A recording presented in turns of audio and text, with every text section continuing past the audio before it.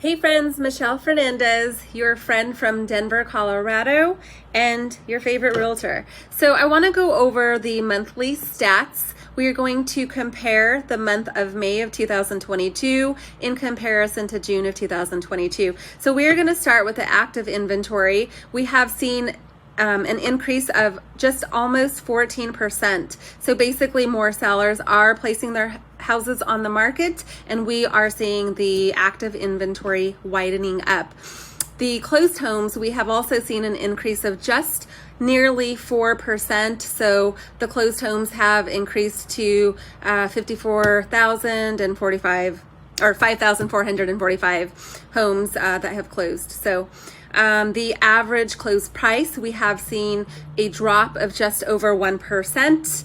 And then the median close price has also dropped by nearly a quarter. So that could be for various reasons.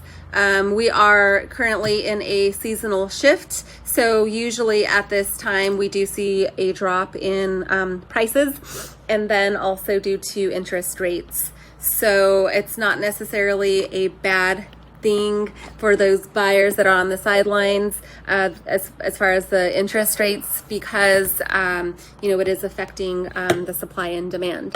So the average days in the MLS, we have also seen an increase of just over 12.5%. So basically houses are staying on the market for longer days than what we have typically seen in the past month or so.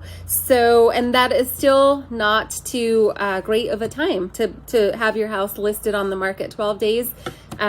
What would make a balanced market would be 6 months. So 6 months of inventory. Basically what that means to have a balanced market would be that the house has to stay on the active market for 6 months. That is what would create a balanced market, meaning it's both buyer and seller friendly. So in order for us to see a shift, quote unquote shift, we would have to see an increase of active inventory. It would have to go from the 3,652 active homes on the market to just over 3,100.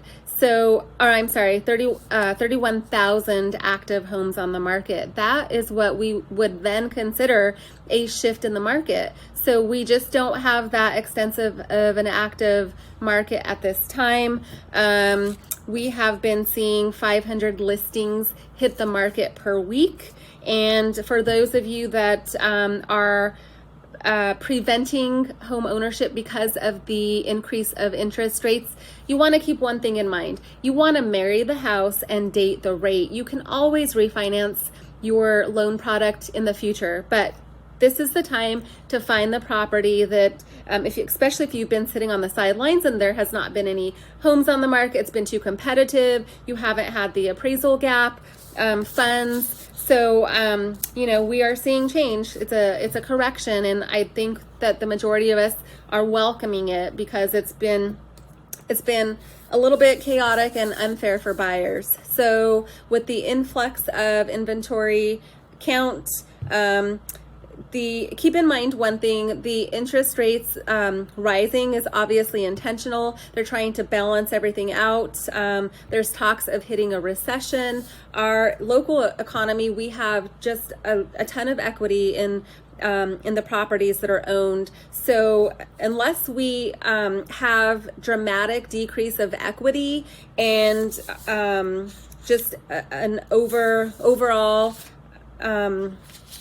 enormous amount of inventory that's not moving, then that is probably when we want to start talking about a shift. So yeah, if you have any questions, please feel free to reach out. Those of you that are considering selling your property, please do reach out. Keep in mind that 4th of July is coming up. That is a time that you probably don't want to list your property on the market around that 3-day holiday. So if you have any other questions, please reach out, and I would be more than happy to answer any questions that you have.